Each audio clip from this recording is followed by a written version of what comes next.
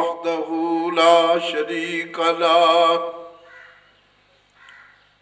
في الخلق والأمر إرغاما لمن جحد به وكفر ونشهد أن سيدنا وسندنا محمدا عبده ورسوله المبعوث إلى الأسود والأحمر لتتميم مكارم الأخلاق لا يخلق نبي ولا رسول بعده ولا أمة بعد أمته لا أمة بعد أمته ولا شريعة بعد شريعته ولا كتاب بعد كتابه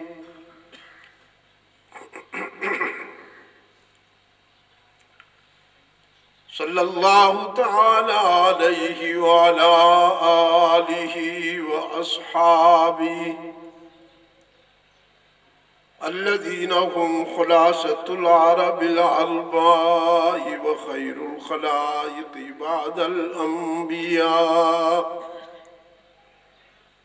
وهم كالنجوم في السماء للاهتداء والاقتداء وهم مفاتيح الرحمة ومصابيح الغرر أعوذ بالله من الشيطان الرجيم بسم الله الرحمن الرحيم وننزل من القرآن ما هو شفاء ورحمة للمؤمنين ولا يزيد الظالمين إلا خسارا صدقت يا رب العالمين. وقال صاحب القرآن صلى الله عليه وسلم إن الله يرفع بهذا الكتاب أقواما ويزع به آخرين وصدق رسولك النبي الأمي الكريم ونحن على ذلك لمن الشاهدين والشاكرين والحمد لله رب العالمين.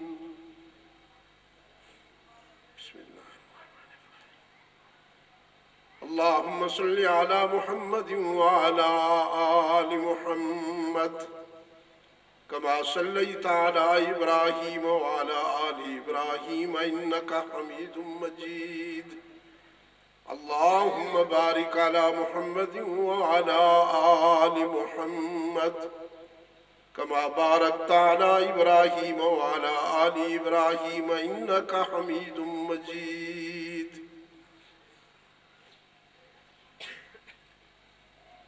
میزبان عزیز محترم حاجی راج ولی خان صاحب،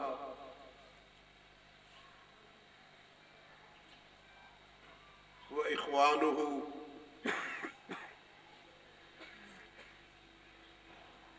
دوستو عزیزو، آج 21 مارچ 2011 عیسوی ہم یہاں پیپلز کالونی اٹک میں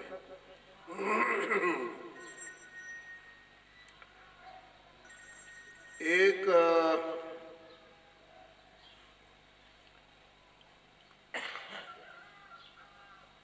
دینی تقریب میں فکر و نظر کے حوالے سے مل بیٹھے ہیں۔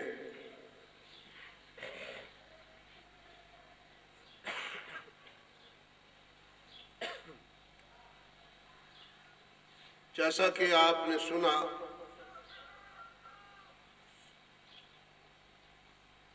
हाजी साहब राजू अली खान साहब के नवासे को अल्लाह ने ये सआदत अता फरमाई कि उन्होंने कुरान करीम हिफ्स कर लिया।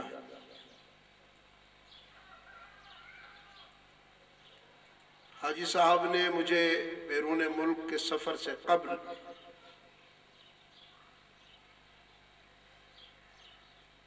फरमाया था कि मैं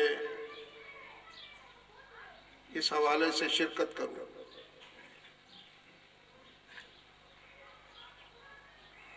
मैं मशरक़ी पाकिस्तान चला गया, जो एक हादसे के नतीजे में बांग्लादेश बन गया।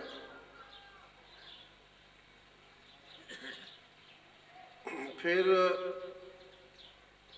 जो हमारा तयशुदा नज़्म था उसमें तरमीम करना पड़ी कि इमारात के अहबाब का तकाजा हुआ कि कुछ वक्त में वहाँ से वापसी पर दुबई, अबू धाबी और शारजा वालों को दूँ। चुनाचे 21 तारीख को हमने अपनी तदबीर में तय किया। अल्लाह का करम कि उसकी तकदीर ने भी हमारी लाज रख ली और आज हम इस हवाले से मिल बैठे।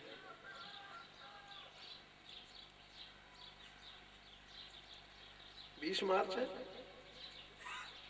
अच्छा, माजरत।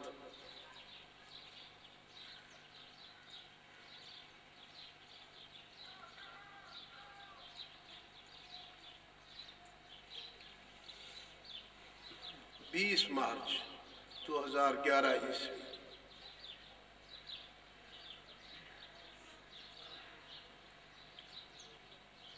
आज एक सीने में कुरान महफूज हुआ।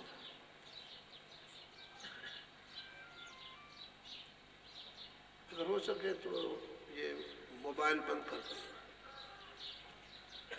इस लम्हे को ज़ाय कर देंगे, बार बार आपको डिस्टर्ब करेंगे, आपकी तवज्जो मुतासिर होगी। हो सके तो इस थोड़े से वक्त में हम कुछ हासिल कर लें।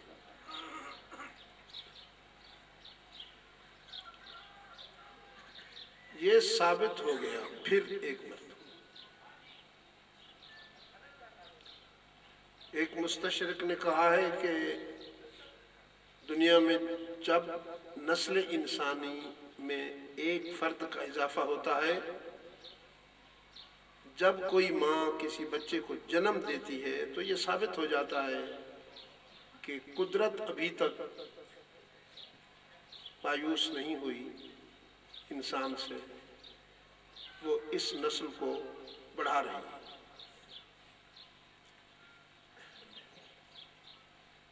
आज एक बच्चे के सीने में कुरान हिफ्ज़ हुआ है, ये साबित हो गया है कि कुरान का सफ़र जारी है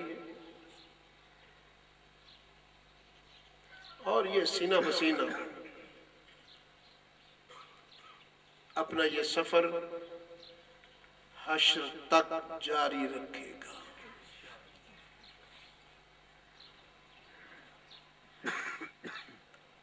हालात बदलते रहे, बदल रहे हैं, आइंदा भी बदलते रहेंगे। इंसान आते और जाते रहेंगे।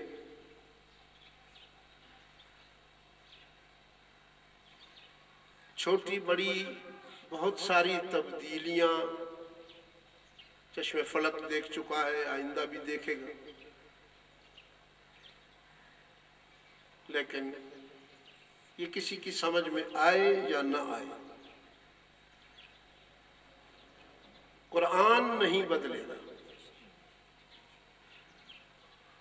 और सच कहता हूं कि कुरान किसी की सलाहियतों का मोहताज भी नहीं।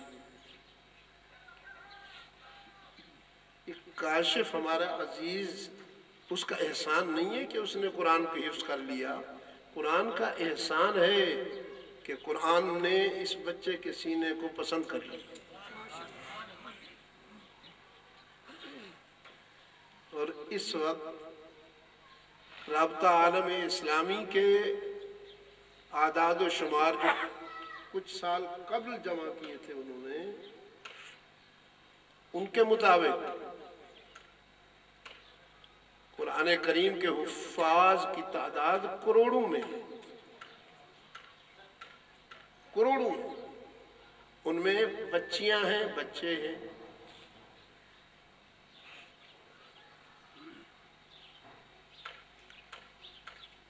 اور اس وقت تو ماشاءاللہ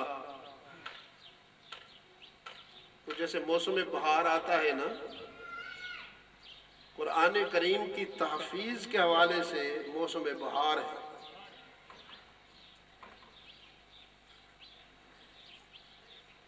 بنگلہ دیش میں میں جو سفر کر کے آیا ہوں، ابھی 2-3 دن ہوئے واپسی ہوئی میری۔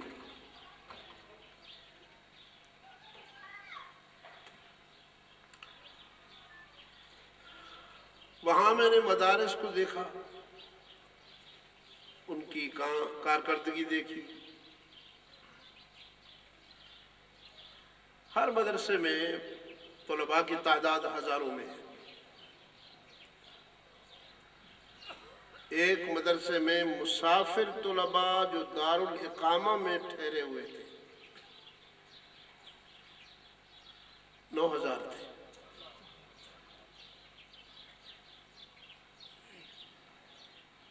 اور جب دستار بندی ہوتی رہی تو پھر 2 نوجوان میرے بازو کو یوں پکڑ کر سہارا دیے رہے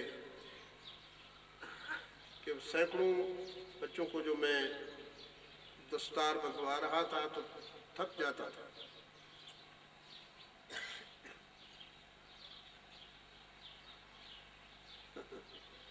قرآن کے دشمن قرآن کے حاسد رقابت کی آگ میں جل رہے ہیں، جل رہے تھے، شاید آئندہ بھی جلا کریں گے۔ یہ 1400 سال کا سفر کر کے آپ تک پہنچا ہے۔ اگر آپ مجھے اجازت دیں تو میں بتاؤں کہ پھولوں پہ چل کر نہیں آیا، کانٹوں پہ چل کے آیا ہے۔ اور اس کے مقابلے میں ایسے ہی کوئی گئے گزرے مریل ڈھانچے نہیں آئے، بادشاہ آئے، چٹانیں ٹکرائیں، لیکن دنیا کے اس بڑے سچ نے ہر چٹان کو ریزہ ریزہ کر دیا۔ اور یہ آج بھی پوری جوانی اور شباب کے ساتھ دنیا میں موجود ہے، اور بزبان حال کہہ رہا ہے کہ 1000 دام سے نکلا ہوں ایک جنبش میں، 1000 دام سے نکلا ہوں ایک جنبش میں، جسے غرور ہو آئے کرے شکار مجھے۔ ملک فہد سے بش نے کہا تھا،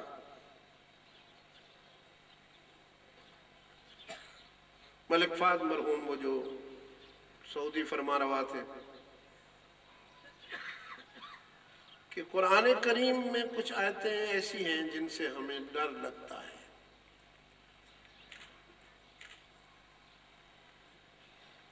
کچھ آیتوں سے ہم الرجک ہیں۔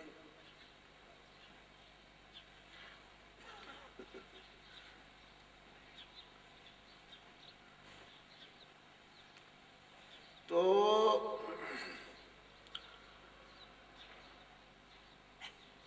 وہ آیتیں نکالی نہیں جا سکتی۔ اگر ان آیتوں کو نکال دیے جائے تو کیا فرق پڑتا ہے؟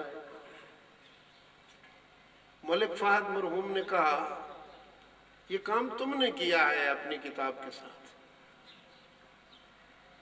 بائبل کے ساتھ تم نے یہ کام کیا ہے، کیونکہ یہ کام ہو سکتا تھا۔ ہم نہیں کر سکتے یہ کام اس لیے کہ یہ ہو نہیں سکتا۔ قرآن کریم کی کوئی آیت نکالنا تو دور کی بات ہے، قرآن کریم کا ایک لفظ بھی کوئی نہیں بدل سکتا۔ ہارون رشید کا لڑکا ہے نا وہ مامون رشید،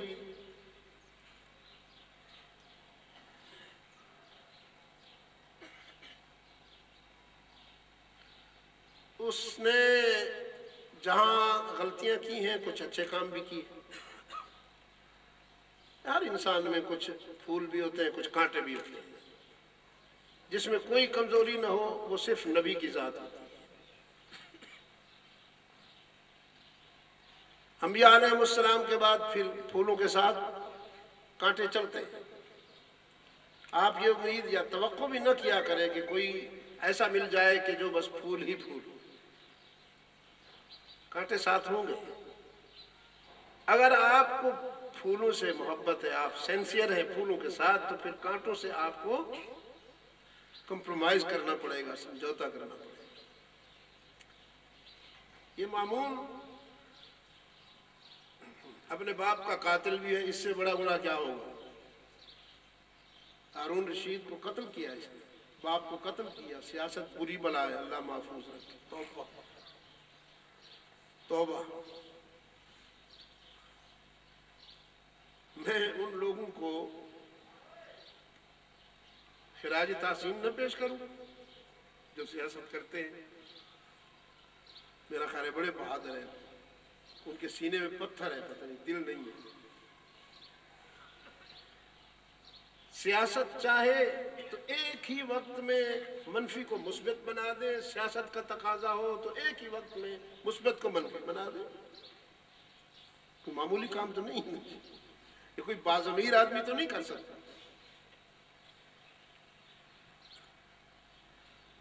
بارہ ہارون زخمی تھا اور جان کنی کا عالم تھا، سانس آ رہے تھے جا رہے تھے۔ اقبال نے اس کیفیت کو منظوم کیا۔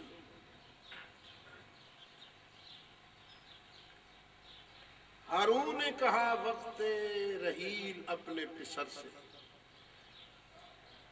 دنیا چھوڑتے وقت ہارون نے اپنے بیٹے سے کہا، ہارون نے کہا وقت رحیل اپنے پسر سے، جائے گا کبھی تو بھی اسی راہ گزر سے۔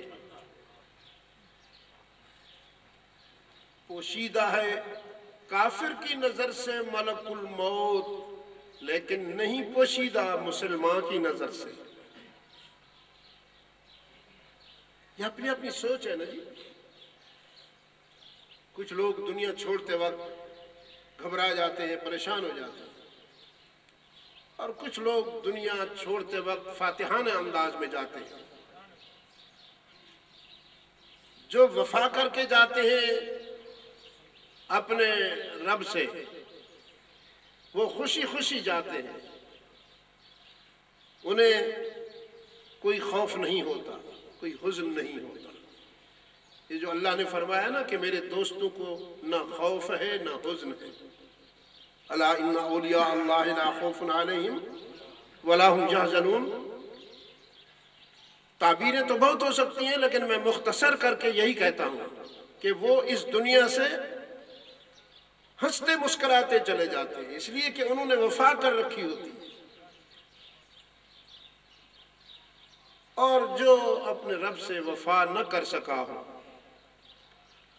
پھر اس کو اپنی غداریوں سے ڈر لگتا ہے، اپنی بے وفائیوں سے ڈر لگتا ہے۔ بالکل اس طرح جس طرح کے مجرم کو کسی مجسٹریٹ کی عدالت میں جاتے ہوئے ڈر لگتا ہے۔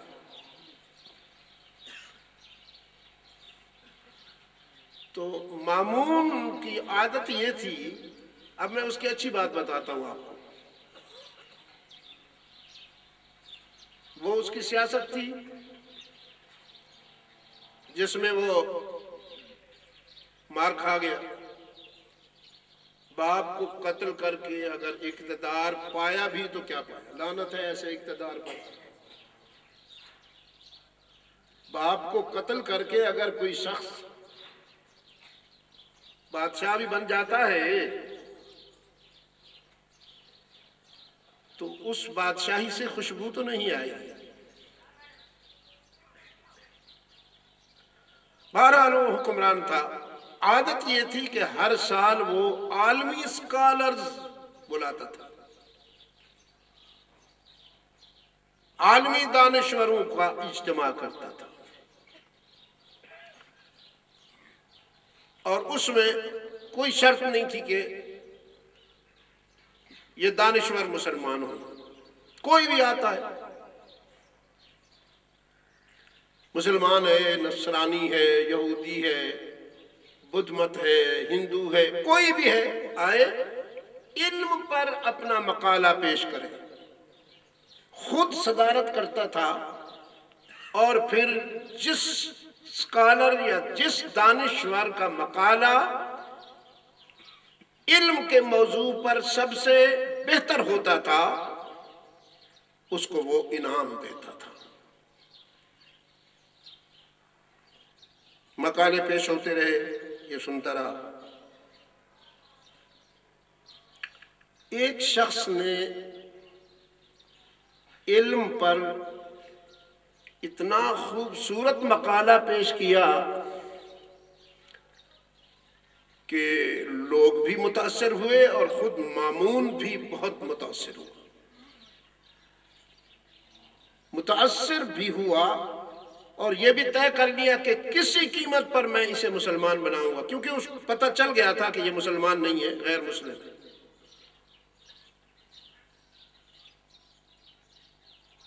نشست ختم ہو گئی. پہلا انعام کا حقدار بھی وہی ٹھہرا تھا، تو اس کو تنہائی میں مامون نے بلایا. کہنے لگا تم نے بہت خوبصورت مقالہ پڑھا ہے، میں داد دیتا ہوں، اپریشیٹ کرتا ہوں.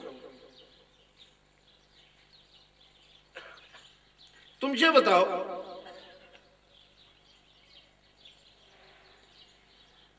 اگر میں تمہیں یہ کہوں کہ تم اسلام قبول کر لو تو اس کی کیا قیمت لوگے؟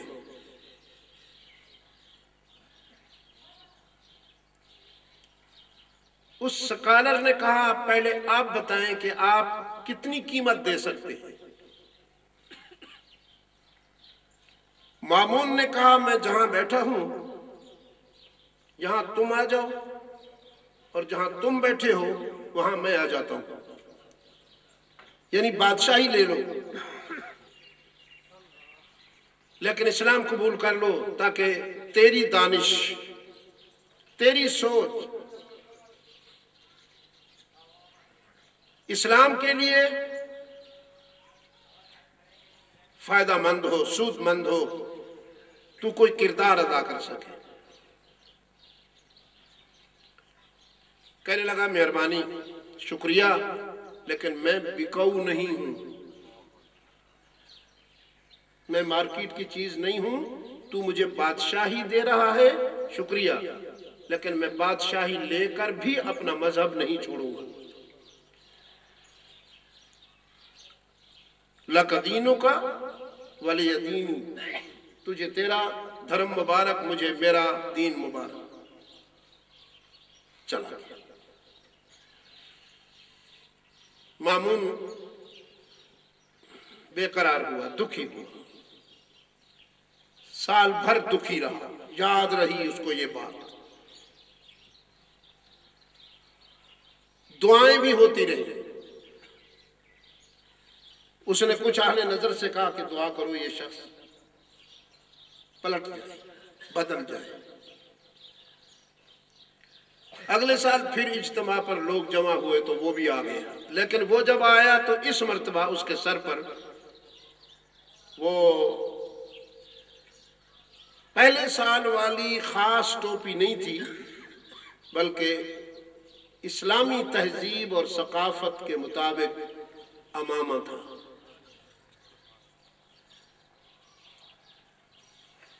اور لباس بھی اسلامی تھا.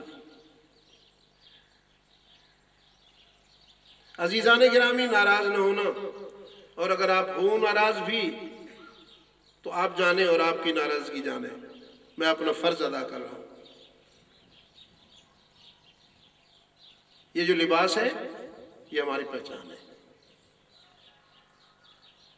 ہر قوم کو اپنی پہچان بہت عزیز ہے.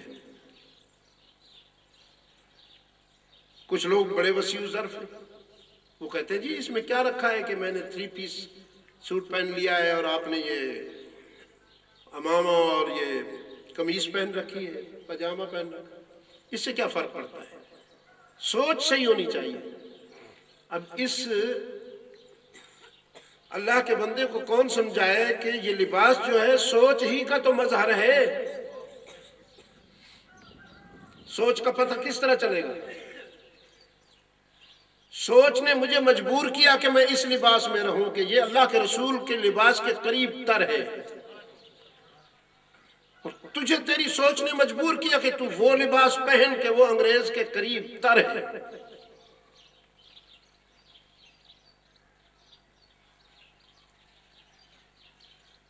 میرے 33 سفر ہیں یوکے کے، انگلینڈ کے.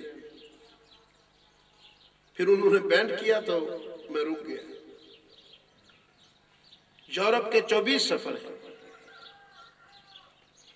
کینیڈا کے 18 سفر ہیں، کے تقریباً 9 سفر ہیں. یہ سارا مغرب بار بار دیکھا، بار بار دیکھا. اللہ کو گواہ کر کے کہہ رہا ہوں کہ میں نے وہاں مغرب میں کسی پاگل گورے کو بھی آپ کے لباس میں نہیں دیکھا. وہ اپنے لباس میں ہے. خیر، اس لباس میں دیکھا، سوچنے لگا لباس تو مسلمانوں والا ہے. دیکھتے ہیں مقالہ کیا پڑھتا ہے. جب اس کا نام پکارا گیا تو اس نے قرآن پر جو مقالہ پڑھا تو اس محفل میں موجود ہزاروں سکالرز نے اس کو داد دی، اس کی تعریف کی، تحسین کی، اور مامون بھی متاثر. پہلے انعام کا حقدار پھر بھی وہی ٹھہرا. پھر مامون نے اس کو بلایا تنہائی میں، کہنے لگا کیا واقعی تو نے اسلام قبول کر لی؟ اس نے کہا اسلام قبول کر لیا. مامون نے کہا مجھ سے زیادہ قیمت کہاں سے ملی؟ میں تو تجھے بادشاہی دے رہا تھا، اس سے زیادہ تجھے قیمت کس نے دی ہے کہ تو بدل گیا اور اسلام قبول کر لیا؟ اس نے کہا مجھے جو قیمت ملی ہے بتاتا ہوں. اصل بات یہ ہے کہ میں باضمیر انسان ہوں. کسب حلال پر میں قناعت کرتا ہوں. مشکوک رزق نہیں کھاتا. یہ جو میری دانش کی روشنی مقالے کی صورت میں 2 مرتبہ تیرے سامنے آئی ہے، اسی رزق حلال کا نتیجہ ہے.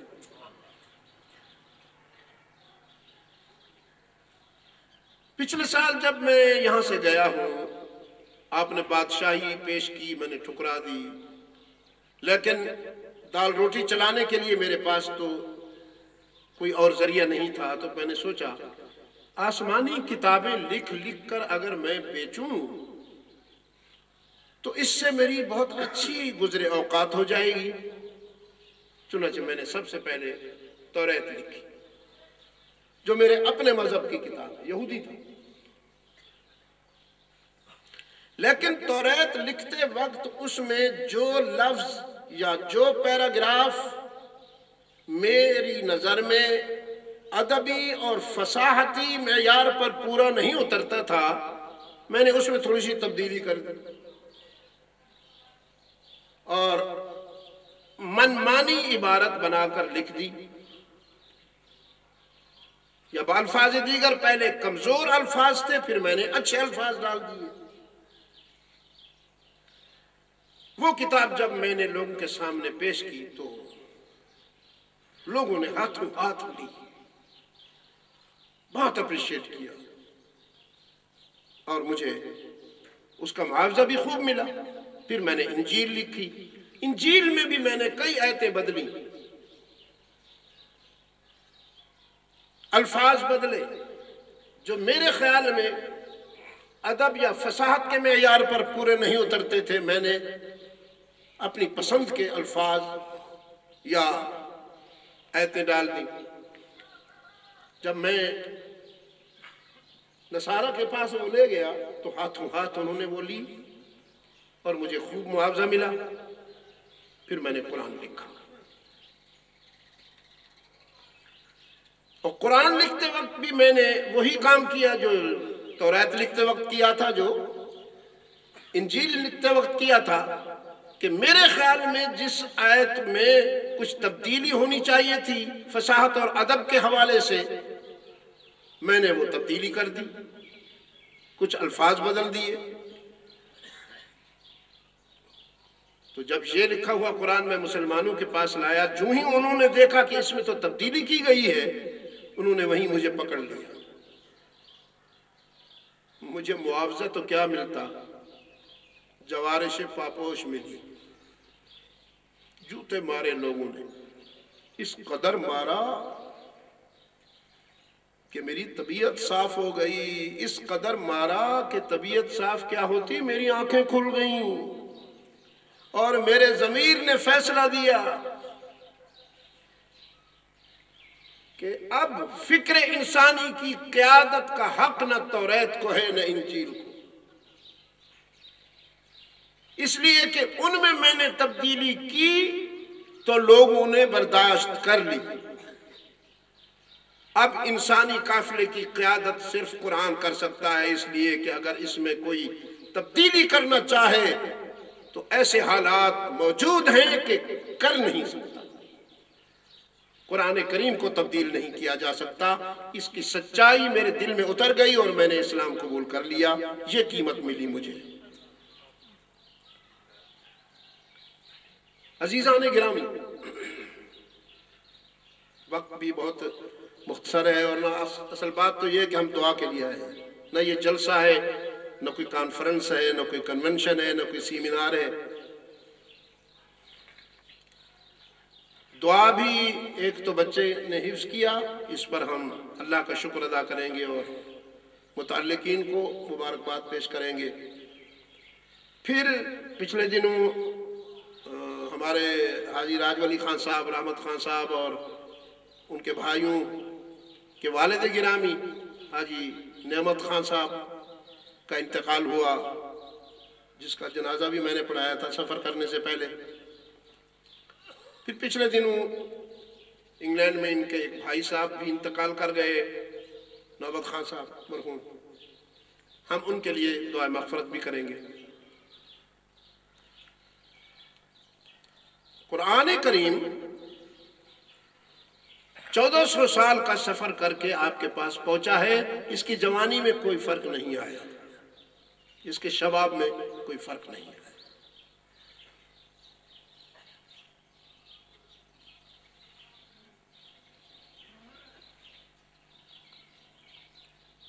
اللہ کے رسول صلی اللہ علیہ وسلم کی ایک حدیث بھی میں نے پڑھی،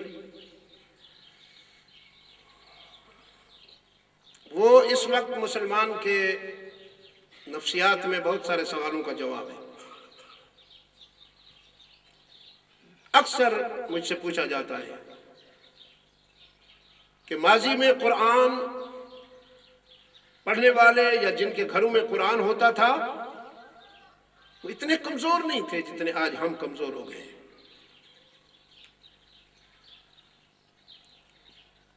اللہ کے رسول صلی اللہ علیہ وسلم نے فرمایا، ان اللہ یرفع بہذا الکتاب اقواما، اللہ تعالیٰ بعض قوموں کو اس کتاب کے ذریعے بلند کر دیتا ہے، یرفع، وَيَزْعُ بِهِ آخَرِينَ، اور کچھ قومیں اس سے دور ہو کر زوال پذیر ہو جاتی ہیں۔ یعنی قرآن کو اپنا کر بعض کمزور قومیں قوی بنتی ہیں، اور قرآن کو چھوڑ کر قوی لوگ کمزور کرے. یہ تنکوں کو شہتیر بنانے کی صلاحیت بھی رکھتا ہے اور شہتیروں کو تنکوں سے حقیر بنانے کی صلاحیت بھی رکھتا ہے. یذل بہ کثیرا ویہدی بہ کثیرا.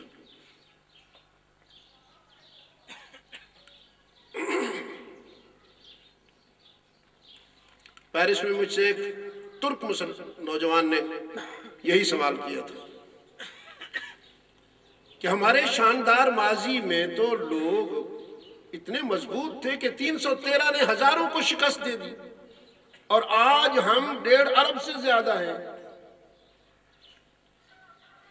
ان مسلمانوں کے حکم کی تعمیل دریا کرتے رہے، درندے جنگل کے کرتے رہے، ہوائیں کرتی رہیں، آگ کرتی رہی، عناصر فطرت نے، عناصر اربع نے ان کی بات مانی، اور ہماری بات تو بیویاں بھی نہیں مانتی. اتنا فرق کیوں ہے؟ تو میں نے کہا اتنا فرق اس لیے ہے کہ وہ بائی چوائس مسلمان تھے اور تم بائی چانس مسلمان ہو. یہ چوائس اور چانس کی بات ہے. انہوں نے قرآن کریم کو دل سے تسلیم کیا تھا، اور ہم چونکہ مسلمان گھرانے میں پیدا ہو گئے، نام بھی ہمارا عبد الرحمن، عبد المجید، عبد العزیز، عبد الکریم رکھ دیا گیا ہے، تو ہمیں چپک گیا ہے اسلام. ادروائز ہم جو کچھ ہیں وہ ہم سے بہتر کوئی نہیں جانتا.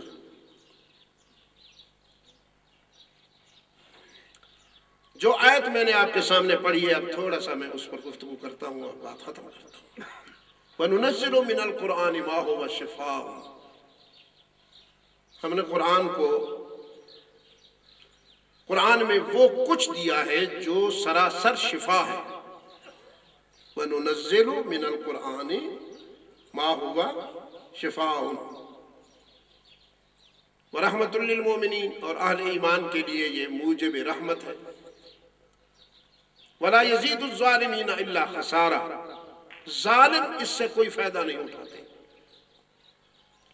دوسری جگہ قرآن کریم نے فرمایا کہ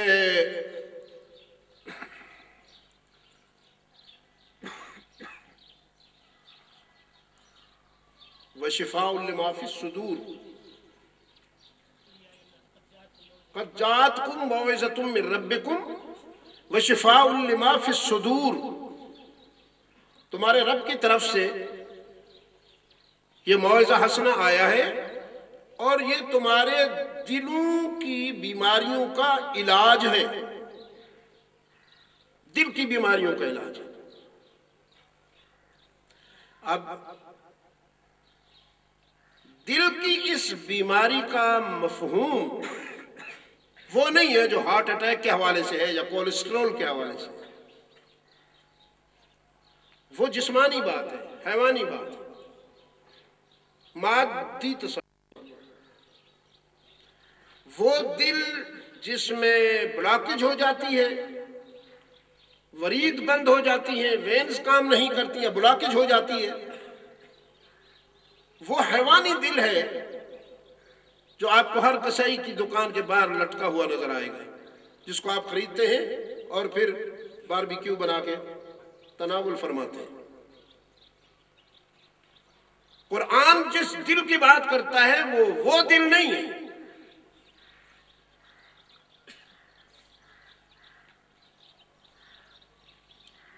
رب العالمین نے فرمایا نزلہ علی قلبک باذن اللہ. ہم نے قرآن کو آپ کے دل پہ اتارا ہے. نزلہ علی قلبک باذن اللہ. اٹکوا لو. آپ کی بے زبانی ترقی کرتی کرتی کرتی کرتی یہاں تک آپ پہنچی. مجھے بھی اس شہر سے 50 سال سے زیادہ سے واسطہ ہے، لیکن اتنے بے زبان میں نے آپ کو کبھی نہیں پایا جتنے آج بیٹھے ہوئے ہیں.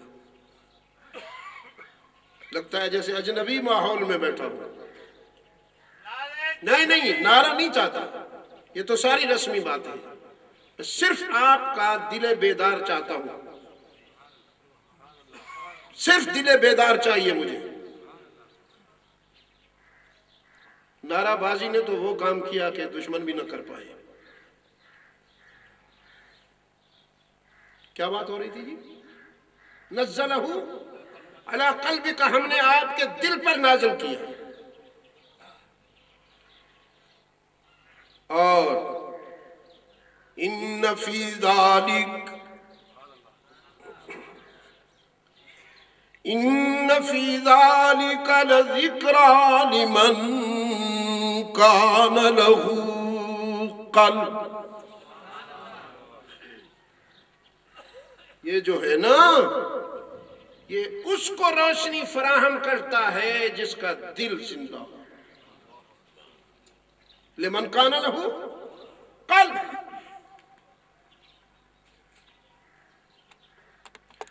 عقل اچھی چیز ہے، لیکن چراغ راہ ہے، بقول اقبال کے منزل نہیں ہے۔ اس لیے وہ کہتے ہیں گزر جا عقل سے آگے، گزر جا عقل سے آگے، کہ یہ نور چراغ راہ ہے، منزل نہیں ہے، یہ ٹارچ ہے۔ اس سے آپ راستہ معلوم کیجئے، دیکھیے راستے کے اونچ نیچ کو سمجھیے۔ منزل نہیں، منزل دل ہے۔ عقل منزل تک نہیں جاتا۔ جب دل فیصلے کرتا ہے آگ میں کودنے کے، تو عقل سرنڈر ہو جاتا ہے۔ عقل کبھی اجازت نہیں دیتا کہ آپ آگ میں کود جائیں۔ عقل کبھی اجازت نہیں دیتا کہ ہزاروں مسلح درندوں کے مقابلے میں 313 آ جائیں، کبھی اجازت نہیں دیتا۔ یہ فیصلے دل کے ہیں۔ ان فی ذالک لذکریٰ لمن کان لہ قلب۔ یہ اس کو روشنی فراہم کرتا ہے جس کے سینے میں دل زندہ ہے۔ عزیزان گرامی، یہی وہ بات ہے جو قرآن کہہ رہا ہے۔ وہ دل جب بیمار ہو جائے تو پھر قرآن اس کے لیے مسیحا بن کے آتا ہے، اور وہ دل اس وقت بیمار ہوتا ہے جب اس میں دنیا کی محبت بسیرا کر لے۔ ایک حدیث ہے جو خطبے میں، جمعہ کے خطبے میں ہر خطیب پڑھتا ہے۔ عرب میں تو آرام سے پڑھتے ہیں، سمجھا کے پڑھتے ہیں، لیکن ہم عجمی لوگ جو ہیں یہاں زیادہ آرام سے پڑھنی چاہیے تھی، مگر وہ تیزی سے پڑھی جاتی ہے چونکہ فارمیلٹی پوری کرنی ہوتی ہے۔ نہ لوگ سمجھنے کے لیے آتے ہیں اور نہ مولوی صاحب سمجھانے کے لیے آتے ہیں، ان کو بھی ٹائم پاس کرنا ہے، ان کو بھی ٹائم پاس کرنا ہے۔ لا تحب الدنیا، یہ حدیث ہے، لا تحب الدنیا، لا تحب الدنیا فتکونوا من الخاسرین۔ دنیا سے محبت نہ کرنا، مار کھا جاؤ گے۔ دنیا ضرورت کی چیز ہے، محبت کی چیز نہیں۔ اس کو ہاتھ میں رکھو یا جیب میں رکھو، دل میں نہ جانے دو، دل اس کے لیے خاص ہے۔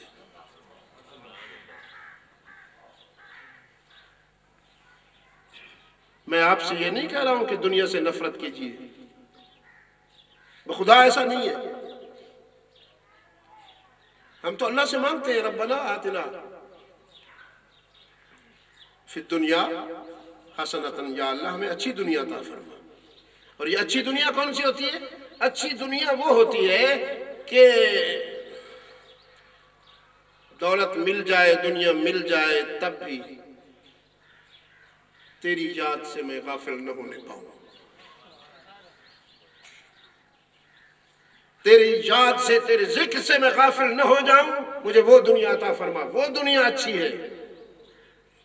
اور یہ سلیقہ اللہ نے ہمیں خود سکھایا ہے کہ مجھ سے یوں مانگا کرو، یہ دعا ہماری خود ساختہ نہیں ہے، اللہ کی سکھائی ہوئی ہے، ہم مانگتے ہیں اللہ سے۔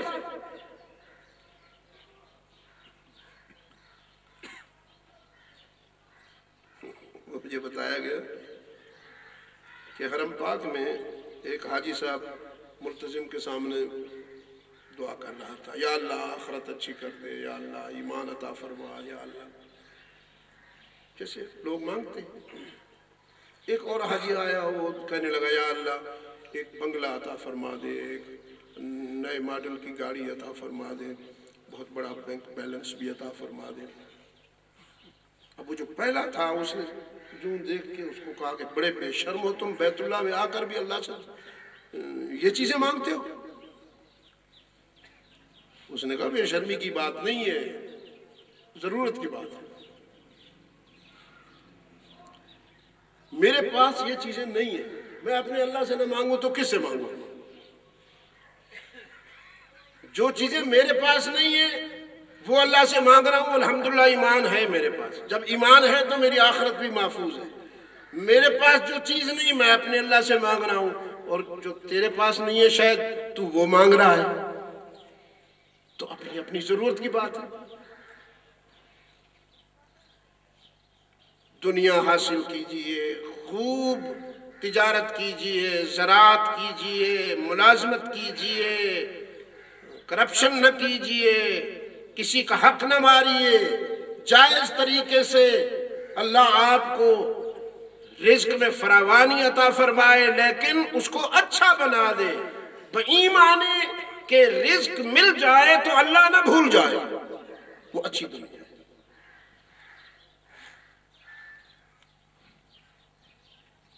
تو اس بیماری کا علاج کیا رحمت للعالمین صلی اللہ علیہ وسلم نے، کہ کیسر و کسریٰ کی صدیوں استحصالی بادشاہتیں جو نسل انسانی کا استحصال کر رہی تھیں، اور انسان نے روپے پیسے کو ہی سب کچھ سمجھ رکھا تھا، رحمت للعالمین اس مرض کے لیے مسیحا بن کے آئے ہیں نا، بھی آج بھی تو ہیں ایسے۔ ایک دوست ہر سال حج پر عمرے پر بھی جاتے تھے اور کرپشن بھی کرتے تھے، تولنے میں بھی انصاف نہیں کرتے تھے، خرید و فروخت میں بھی انصاف نہیں کرتے تھے، لوگوں کو پتا تھا کہ یہ کرپٹ آدمی ہے، لیکن حج بھی کرتے تھے، عمرے بھی کرتے تھے۔ تو کسی بے تکلف دوست نے اس سے کہا، حاجی صاحب یہ تم نیکی بھی کرتے ہو اور ساتھ تم سے خطائیں بھی ہو رہی ہیں، اگر تمہاری نیکیاں اور خطائیں میزان میں وہاں جو ترازو لگنا ہے حشر میں برابر ہو گئیں تو پھر کیا ہوگا؟ جنت جانا پسند کرو گے یا جہنم جاؤ گے؟ اس نے کہا جنت جہنم کو تو مجھے پتہ نہیں ہے، بس اپنے رب سے کہوں گا جہاں 4 پیسے کا فائدہ ہو وہیں بھیج دے۔ یہ آج بھی ہے، یہ دنیا وبال ہے۔ اور اگر آپ اجازت دیں میرے عزیز تو آج دنیا میں سب سے بڑا طوفان یہی آیا ہوا ہے۔ یہ جو لوگوں نے میزائل بنائے اللہ کو راضی کرنے کے لیے بنائے ہیں، یہ جو ہلاکتوں کا سامان بنایا ہے، بم بنائے ہیں، یہ ڈرون بنائے ہیں، ایسی یعنی ٹیکنالوجی آئی ہے کہ زہر کڑوا بھی نہیں رہا، سویٹ ہو گیا، اور شوٹنگ کی آواز بھی نہیں رہی، بغیر آواز کے سب کچھ ہو جاتا ہے۔ سوئی کے برابر کوئی چیز جسم کے اندر اتار دیتے ہیں کسی بھی ذریعے سے، اس کے لیے ایک چھوٹا سا انہوں نے پسٹل بنایا ہے قلم کی طرح کا، بس چوں دبایا قریب سے گزرتے ہوئے وہ اس کو وہ کچھ کرتی ہے، اس کا جو سسٹم ہے، اور وہ جسم میں پیوست ہو جاتا ہے، تھوڑی دیر کے بعد وہ مر جاتا ہے۔ آپ مجھے بتائیے کہ یہ تمام چیزیں جو ہیں یہ اللہ کو راضی کرنے کے لیے بنائی گئی؟ یہ سب تو ہلاکتوں کا سامان ہے، اور آج دنیا انہی ہلاکتوں کی زد میں بڑی قومیں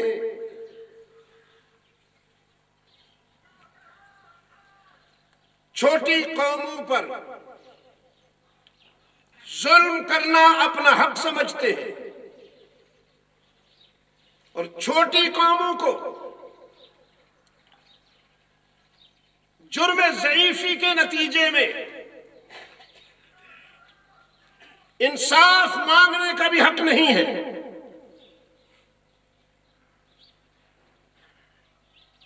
قتل کرنے پر میرے تاکید تھی صیاد کی، کاٹ ڈالوں گا زباں تیری اگر فریاد کی، کاٹ ڈالوں گا زباں تیری اگر فریاد کی۔ لیکن یہ دور ہے تو بڑا ہولناک، اس دور کا سامنا کرنا ہر انسان کے بس میں نہیں ہے، بڑا ظرف چاہیے، لیکن بہرحال یہ دور مٹنے والا ہے، باقی رہنے والا نہیں ہے۔ اللہ جتنی اس کی ذات بلند ہے، کوئی شریک نہیں اس کا، اتنا ہی اس کا حوصلہ بلند ہے، کوئی شریک نہیں اس کے حوصلے کا، کوئی شریک نہیں اس کی قدرت کا، کوئی شریک نہیں اس کے اختیار کا۔ حوصلہ تو بہت بلند ہے اس کا، لیکن وہ کفر کو برداشت کرتا ہے، ظلم کو زیادہ دیر برداشت نہیں کرتا۔ میں بڑی ذمہ داری کے ساتھ آپ کے سامنے یہ بات کہہ رہا ہوں۔ شاید میں دنیا میں اتنی دیر زندہ نہیں رہوں گا جتنا اللہ تعالیٰ آپ کو سلامت رکھے۔ اگر آپ میرے بعد زندہ رہیں تو وہ وقت آپ دیکھیں گے کہ جو انسانیت کے قاتل ہیں، یہ جو ظالم ہیں، جنہوں نے ہلاکتوں کے بل بوتے پر اپنی چودراہٹ اور اپنی تھانیداری مسلط کر رکھی ہے مظلوم قوموں پر، آپ دیکھیں گے کہ سونامی کی لہروں میں ان کے محلات بھی بچوں کے بنائے ہوئے کاغذی کھلونوں کی طرح بہتے ہوئے نظر آئیں گے، اور ان کی لاشیں بھی فرعون کی لاش کی طرح پڑی ہوگی، اور رب العالمین بزبان قدرت فرمائیں گے تمہیں دفنایا بھی نہیں جائے گا، تاکہ دیکھنے والوں کو عبرت حاصل ہو۔ یہ وقت آئے گا اور بالکل قریب ہے۔ ہم قرآن کریم کو چومنے والی قوم ہے، اتنا پیار ہے ہمیں قرآن سے کہ مائیں اپنے بیٹوں کو رات کو جب چوری کے لیے روانہ کرتی ہیں اور اس کا بیٹا ڈاکہ ڈالنے جاتا ہے تو وہ قرآن کو اوپر کر کے کھڑی ہو جاتی ہے اور نیچے سے گزارتی ہے، جا میرا پتر قرآن تیری حفاظت کرے سی۔ قرآن اس کے لیے ہے۔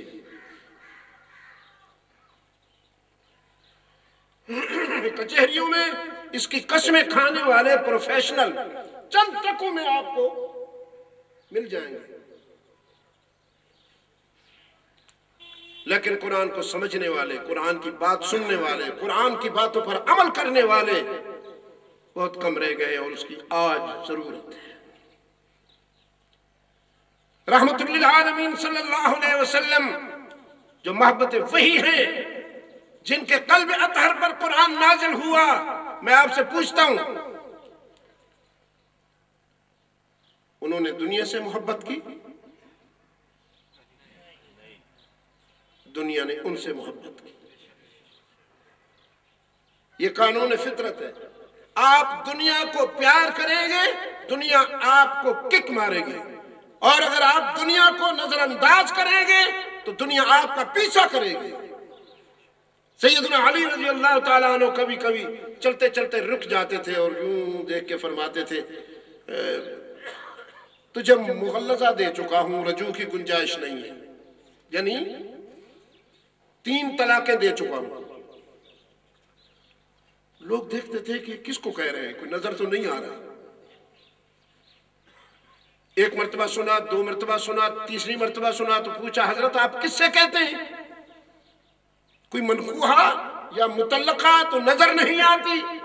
فرمانے لگے میں کسی منقوحہ سے تھوڑی کہتا ہوں، یہ دنیا بن سنور کر فل میک اپ کر کے بیوٹی پارلر سے میرا پیچھا کرتی ہے، اور میں اس کمینی سے کہتا ہوں کہ تیرا رنگ و روغن مجھے دھوکہ نہیں دے سکتا کہ میں محمد عربی کا تربیت یافتہ ہوں،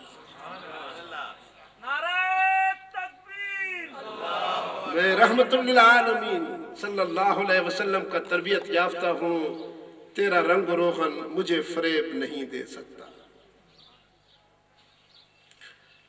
آپ رضی اللہ تعالیٰ عنہ نے جو خلافت کے ایام گزارے ہیں، اگر آپ نے سیرت حیدر کرار کا مطالعہ کیا ہے تو آپ کو ملے گا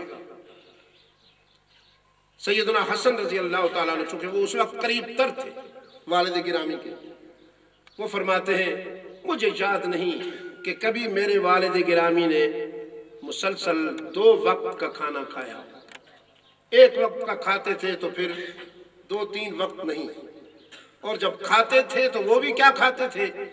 جو کی روٹی۔ ان کے استاذ نے بھی زیادہ جو کھائی ہے، اور ہم تو یہ آپ سن کر بھی حیران ہوں گے کہ جو کی بھی روٹی ہوتی ہے۔ ایک وزیر تعلیم صاحب میرے ساتھ بیٹھے تھے جہاز میں، متعارف بھی تھے، جانتے بھی ہیں، تھوڑی سی بے تکلفی بھی ہے۔ مجھ سے کہنے لگے کہ شاہ صاحب آپ جو بچوں کو حفظ کرواتے ہیں اس کا کیا فائدہ ہے؟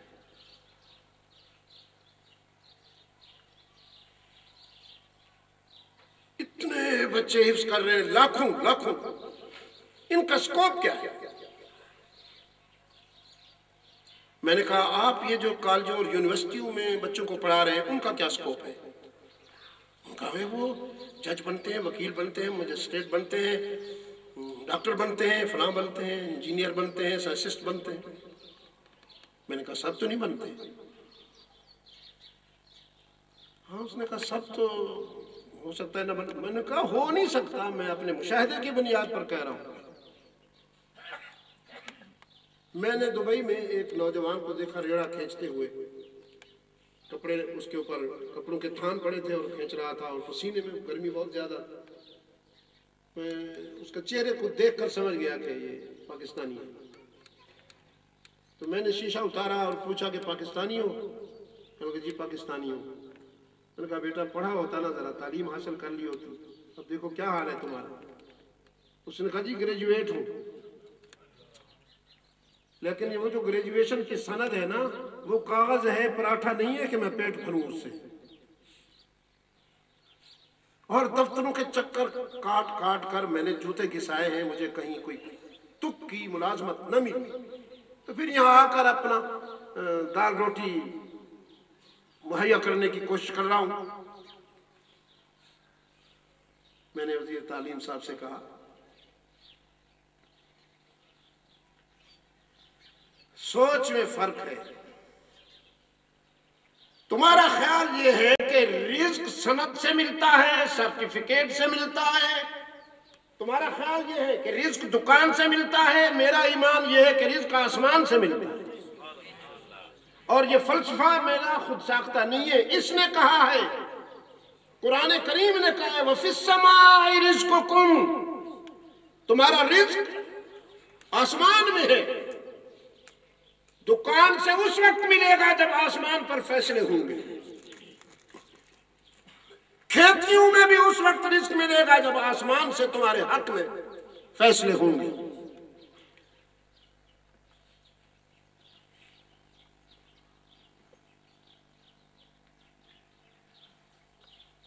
میں نے کہا ہم قرآن پڑھاتے ہیں بچوں کو، پھر قرآن اگر وہ قرآن سے وفا کریں تو قرآن ان کو رسوا نہیں ہونے دیتا۔ بہت ساروں نے خودکشیاں کی ہیں، ہوتی رہتی ہیں، دیکھتے رہتے ہو، سنتے رہتے ہو، پڑھتے رہتے ہو، لیکن کسی قابل ذکر عالم نے آج تک خودکشی نہیں کی۔ صحیح کہہ رہا ہوں؟ اللہ ماشاءاللہ۔ ہر کلیے میں کچھ استثناء تو ہوتا ہے، میں اس کا انکار نہیں کرتا ہوں، لیکن للأکثر حکم الکل ہے۔ تو کسی عالم نے خودکشی نہیں کی ہوگی انشاءاللہ۔ یہ ٹھیک کہہ رہا ہوں؟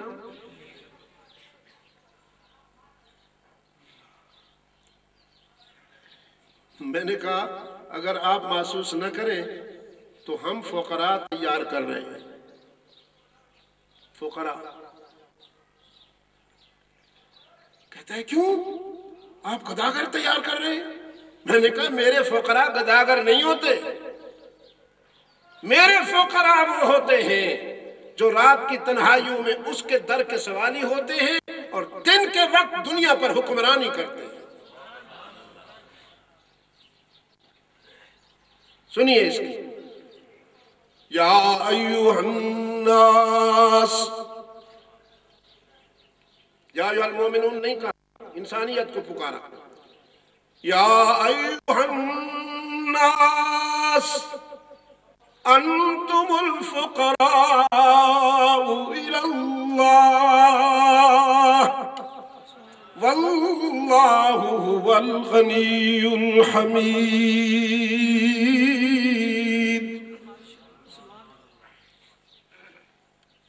لوگوں تم سب اللہ کے در کے فقیر، چاہے آسمانوں اور زمین کے سارے خزانوں کا مالک صرف اللہ ہے،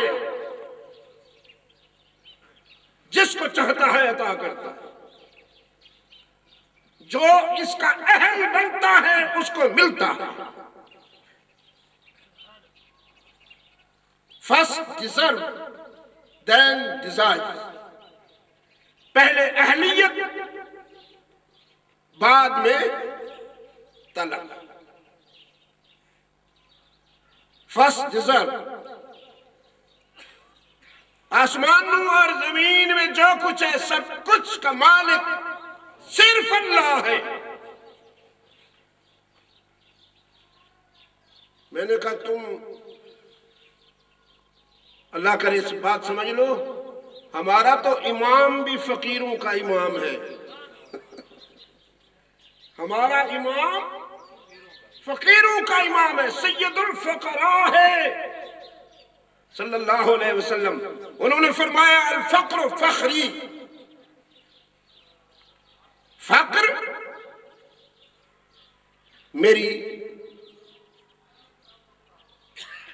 آپ عام ترجمہ کریں گے نا فقر میرا فخر ہے، لیکن میں اس کا ترجمہ کرتا ہوں فقر میری بادشاہی ہے، فقر میری بادشاہی ہے۔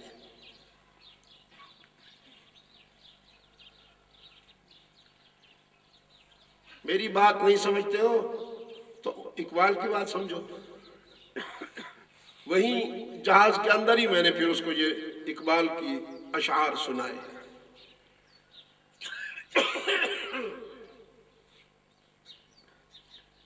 فرمایا کسے خبر کہ ہزاروں مقام رکھتا ہے، کسے خبر کہ ہزاروں مقام رکھتا ہے، وہ فقر جس سے ہو بے پردہ روح قرآنی،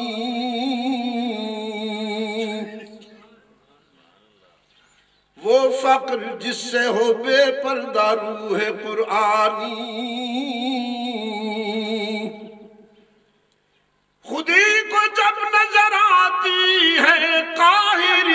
اپنی،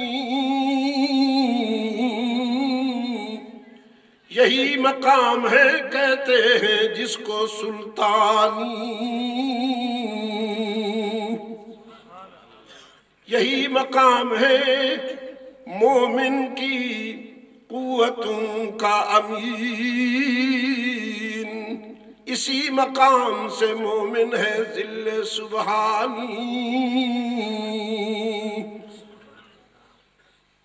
یہ جبر و قہر نہیں ہے، یہ عشق و مستی ہے،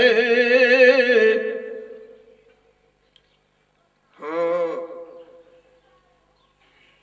یہ جبر و قہر نہیں ہے، یہ عشق و مستی ہے، کہ جبر و قہر سے ہوتی نہیں جہاں بانی۔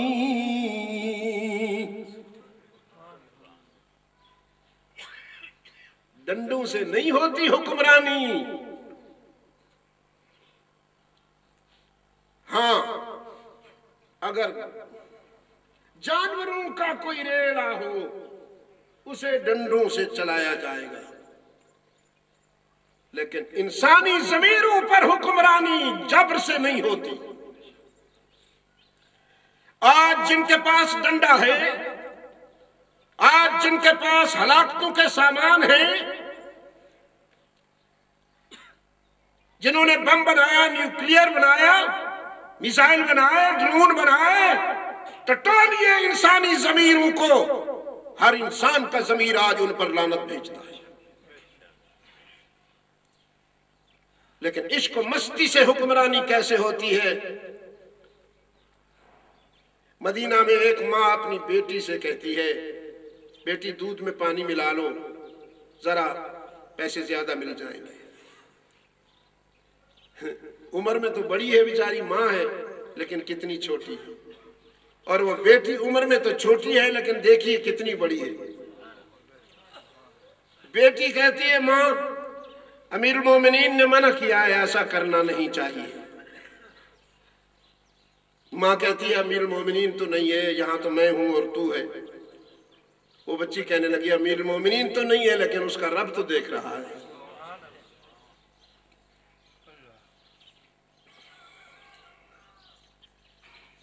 عزیزان گرامی، پھر میں نے اس کی ٹائی کو پکڑ کے کہا، کیا گیا ہے غلامی میں مبتلا تجھ کو، کیا گیا ہے غلامی میں مبتلا تجھ کو، کہ تجھ سے ہو نہ سکی فقر کی نگہبانی۔ ناراض تو نہیں ہو گئے؟ آج لوگ آتے ہیں اور تمہارے ہنستے بستے گھروں پر آگ برسا کر انہیں تہس نہس کر دیتے ہیں، اور تم صبر کرنے پر مجبور بیٹھے ہو۔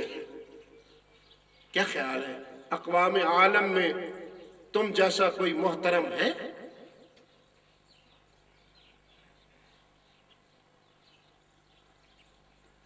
یہ میرے ہاتھ میں ہے۔ میں نے بنگلہ دیش کے 31 سفر کی ہیں، یہ ابھی آخری سفر میں کر کے آیا ہوں، 31واں۔ وہ میرا مشرقی پاکستان، خدا غارت کرے ان ظالموں کو، خدا غارت کرے ان ظالموں کو جنہوں نے میرے پاکستان کا سودا کیا، میرے پاکستان کو توڑا۔ ان توڑنے والوں میں کوئی عالم نہیں تھا۔ عالم آپ کو اچھے تو نہیں لگتے؟ اچھا تو آپ کو بھی ذرا سمارٹ ہونا چاہیے 3 پیس سوٹ میں۔ لیڈر بننے کے لیے انگریز کی غلامی ضروری ہے۔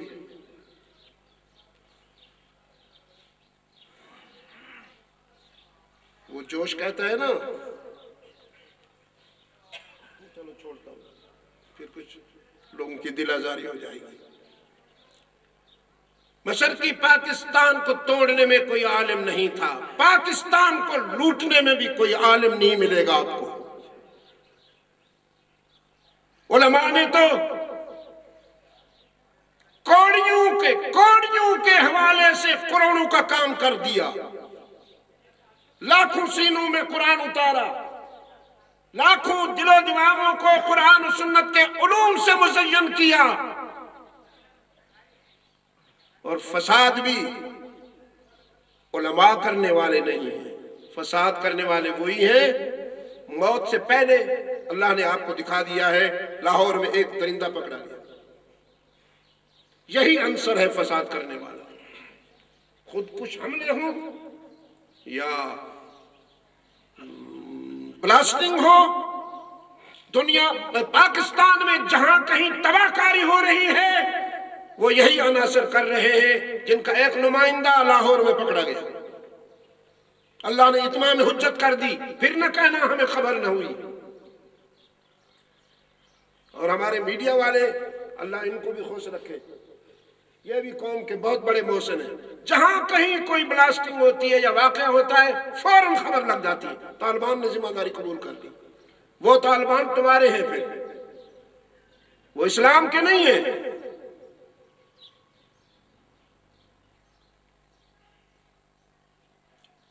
مشرقی پاکستان کو آج اللہ تعالیٰ نے ہر بلا سے محفوظ رکھا ہوا ہے۔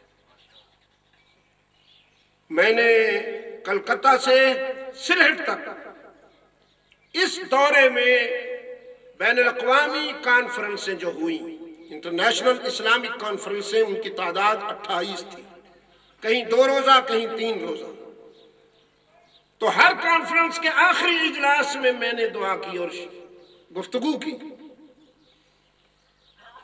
رات کے 2 بجے تک، 1:30 بجے تک، اور تعداد سننے والوں کی کہیں 5 لاکھ، کہیں 7 لاکھ، کہیں 10 لاکھ، ہزاروں کی بات نہیں، لاکھوں میں۔ کوئی لا اینڈ آرڈر کا پرابلم نہیں ہے، کوئی بد امنی نہیں ہے۔ کچھ سال پہلے ان کا ٹکا ہمارے روپے کے مقابلے میں کمزور تھا، 140 ٹکا کا ہمارا 100 تھا، آج ان کے 160 ٹکا کے مقابلے میں 160 روپے کے مقابلے میں ان کا 100 ٹکا ہے۔ پوری قوم لگی ہوئی ہے اسمال انڈسٹری کے حوالے سے، کام کر رہے ہیں۔ وہ بھی انسان، اختلافات ان میں بھی ہوتے ہیں، لڑائی جھگڑے آپس میں ان کے بھی ہوتے ہیں، لیکن ایسے لڑائی جھگڑے نہیں کرتے جس سے کہ ملک آزمائش میں اور خطرے میں پڑ جائے۔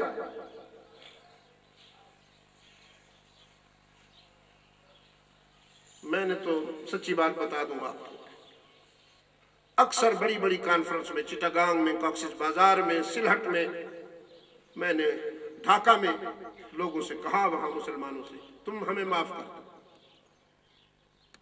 ہم نے تمہاری وفاؤں اور تمہاری محبتوں کی قدر نہیں کی۔ پاکستان بنانے میں جتنی قربانیاں مشرقی پاکستان کی ہیں، مغربی کی نہیں، لیکن ہم نے تمہاری محبتوں کی قدر نہ کی۔ آج تمہاری آہوں نے ہمیں آزمائش میں ڈال رکھا ہے، کبھی پانی ناراض ہو جاتا ہے، کبھی آگ ناراض ہو جاتی ہے، کبھی ہوائیں ناراض ہو جاتی ہیں۔ کل ایک ہواؤں کا مرغولا یوں گھومتا ہوا چلا اور سیالکوٹ کے قریب اس نے بستیوں کی بستیاں اٹھا کے پھینک دی اور درجنوں آدمی اس میں مر گئے۔ جاپان دنیا کی بڑی طاقتوں میں سے ہے، سائنس اور ٹیکنالوجی کے حوالے سے، کیا کیا اس نے اللہ تعالیٰ کی عذاب کے سامنے؟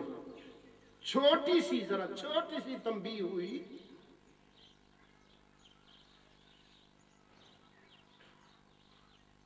ایک آیت سامنے آئی ہے، وہ پڑھتا ہوں، بات ختم کرتا ہوں۔ وَلِلَّهِ جُنُودُ السَّمَاوَاتِ وَالْأَرْضِ،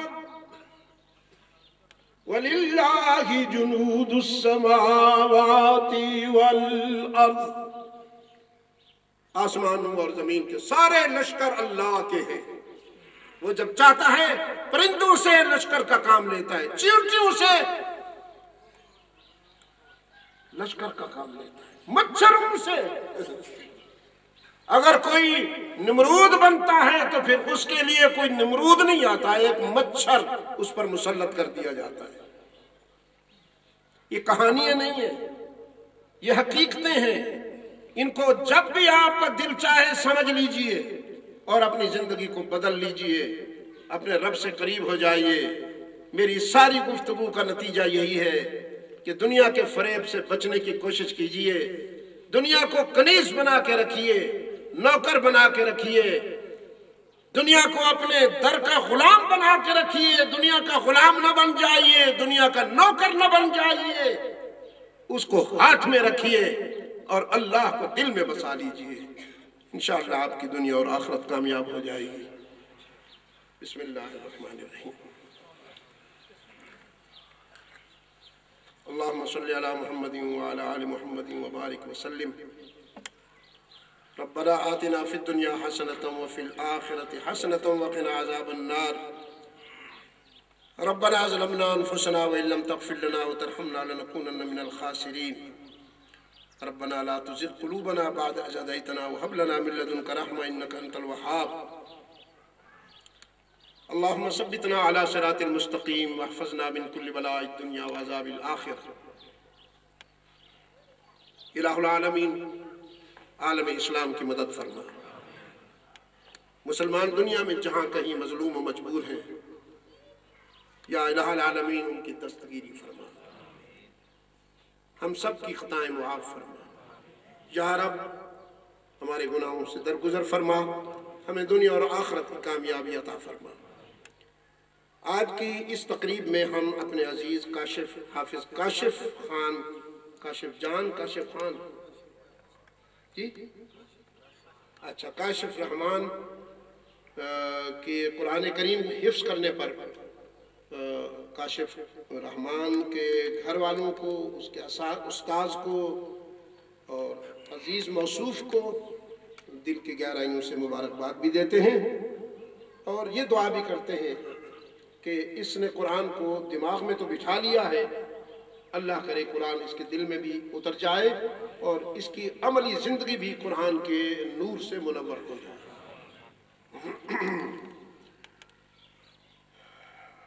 ہمارے ان عزیزوں کے والد گرامی واصل خان صاحب، اکبر خان صاحب اور رحمت خان صاحب، نوبت خان اللہ کو پیارے ہو گئے، حاجی راج ولی خان، میں ان سب سے تعزیت بھی کہتا ہوں۔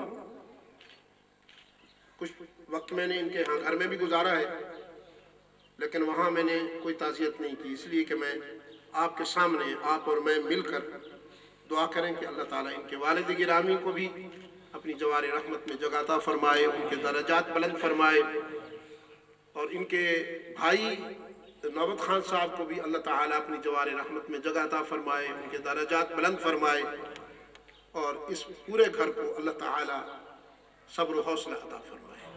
انہیں اپنے بچے کی تحفیظ کی سعادت مبارک ہو، اور اپنے والد گرامی اور بھائی کی وفات پر اللہ تعالیٰ ان کو صبر و حوصلہ عطا فرمائے۔ آپ سب حضرات جو تشریف لائے ہیں، اللہ تعالیٰ آپ سب کو بھی دنیا و آخرت کی کامیابیوں سے ہمکنار فرمائے۔ میں بہت شکر گزار ہوں، آپ نے ایک ضعیف اور بیمار آدمی کی گفتگو کو سماعت فرمایا۔ اللہ تعالیٰ آپ کو اجر عظیم عطا فرمائے۔ وصلی اللہ تعالیٰ علی خیر خلقہ محمد وبارک وسلم۔